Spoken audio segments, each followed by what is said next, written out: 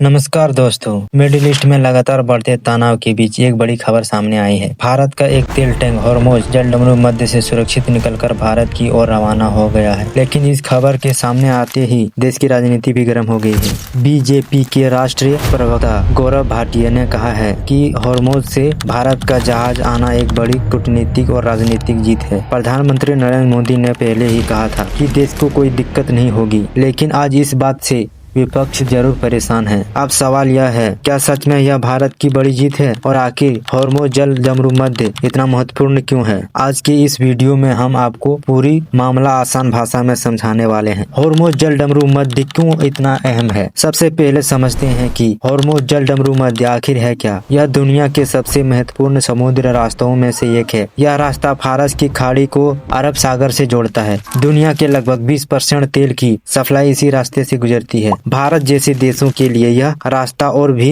ज्यादा महत्वपूर्ण है, क्योंकि भारत अपनी बड़ी मात्रा में तेल की जरूरत मिडिल ईस्ट देशों से पूरी करता है। अगर यह तनाव बढ़ता है या यह रास्ता बंद हो जाता है तो दुनिया भर में तेल की कीमतें तेजी से बढ़ सकती है। मिडिल ईस्ट में बढ़ता तनाव। पिछले कुछ समय से मिडिल ईस्ट में तनाव लगातार बढ़ता जा रहा है। खास तौर पर ईरान और इजराइल के बीच टकराव की खबरें सामने आ रही है। कई विशेषज्ञों का मानना है कि अगर यह तनाव और बढ़ा तो इसका असर सीधे हॉर्मुज जलडमरू मध्य पर पड़ सकता है। यही वजह है कि पूरी दुनिया की नजर इस इलाके पर बनी हुई है। इसी बीच भारत के लिए राहत भरी खबर आई। भारत का एक तेल टैंक जो यूएई के फुजैर बंदरगाह से कच्चे तेल लेकर निकला था, वह सुरक्षित तरीके से हॉर्मुज जलडमरू मध्य पार करके भारत की ओर रवाना हो गया। इस खबर के सामने आने के बाद भारत सरकार ने कहा, देश की ऊर्जा आपूर्ति पर फिलहाल कोई खतरा नहीं है। बीजेपी का बयान। इस मुद्दे पर बीजेपी के प्रवक्ता गौरव भाटिया ने विपक्षी पर निशाना साधते हुए कहा, प्रधानमंत्री नरेंद्र मोदी ने पहले ही भरोसा दिलाया था कि भारत की तेल सप्लाई पर कोई असर नहीं पड़ेगा। आज जहाज की सुरक्षित निकलना इस बात का परिणाम है। उन्होंने इसे भारत की कूटनीतिक और राजनीतिक जीत बताया। लेकिन दूसरी तरफ विपक्ष का कहना है कि अभी हालात पूरी तरह